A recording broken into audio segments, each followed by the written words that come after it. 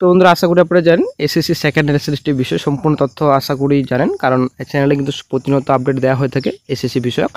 তো SSC second এসএসসির result প্রকাশিত হচ্ছে 1 নভেম্বরই, ঠিক আছে, নভেম্বরের প্রথম দিকেই।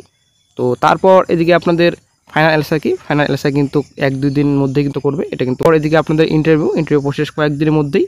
তো তারপরে এদিকে কিন্তু ডকুমেন্ট ভেরিফিকেশন হবে, ডিবি প্রথমত হবে, তারপরে কিন্তু ইন্টারভিউ হবে। তো একটা ভালো স্টেপ কমিশনের। তো এখানে আপনাদের 1:6 ইন্টারভিউতে ডাকা হবে। তারপর আরও কিছু ইনফরমেশন রয়েছে, তো এর আগে ভিডিওতে আলোচনা করা হয়েছে। তো আজকে আমরা এই ভিডিওতে আলোচনা করব 31শে ডিসেম্বরের মধ্যে কি সম্পূর্ণ নিয়োগ প্রসেস কমপ্লিট করতে পারবে। তো একটা গুরুত্বপূর্ণ আপডেট পাওয়া গেছে, অবশ্যই বন্ধু ভিডিওটি সম্পূর্ণ দেখুন, শেষ পর্যন্ত দেখুন।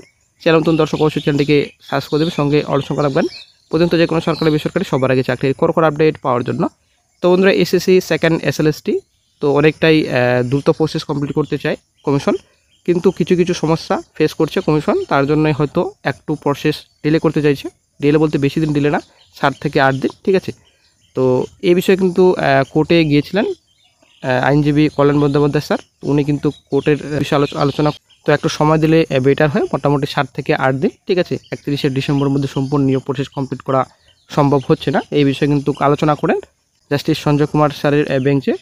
তো এই বিষয়ে আলোচনা করার পর একটা ডিসিশনে পৌঁছায় যে একটা অ্যাপ্লিকেশন সাবমিশন করার কথা বলেন মহামান্য বিচারপতি। তো 31শে ডিসেম্বরের মধ্যে সেকেন্ড এসএলএসটি একাদশ দ্বাদশ এর শিক্ষক নিয়োগ সম্পূর্ণ করবে কমিশন, এটা কিন্তু জানিয়েছেন সুপ্রিম কোর্টে। তো তারপরে কিন্তু একটা প্রশ্ন যে নবম দশম সম্ভব নয় 31শে ডিসেম্বরের মধ্যেই কমপ্লিট হওয়ার জন্য, কিন্তু 7 থেকে 8 দিন সময় চাইলেন কমিশনের আইনজীবী মাননীয় কল্যাণ ব্যানার্জি। বিচারপতি বললেন 31শে ডিসেম্বর পর্যন্ত সময় দেওয়া হয়েছে।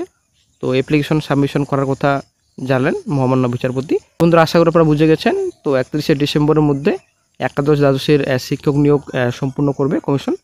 তো একটু সময় লাগবে, 7 থেকে 8 দিন সময় চাইলেন সুপ্রিম কোর্টের কাছে। তো এখন অ্যাপ্লিকেশন সাবমিশন করার কথা বলেছেন, তো হয়তো অ্যাকসেপ্ট হয়ে যেতে পারে।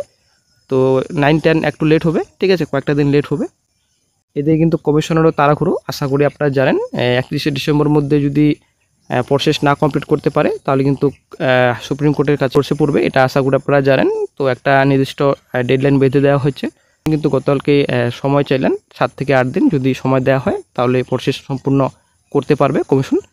তো এদিকে কিন্তু হাইকোর্টেও মামলা দায়ের করা হয়েছে, ফেরসারা মামলা দায়ের করেছেন, 1 লক্ষ শূন্য পদ এদিকে দাবি রাখছেন এর আগে।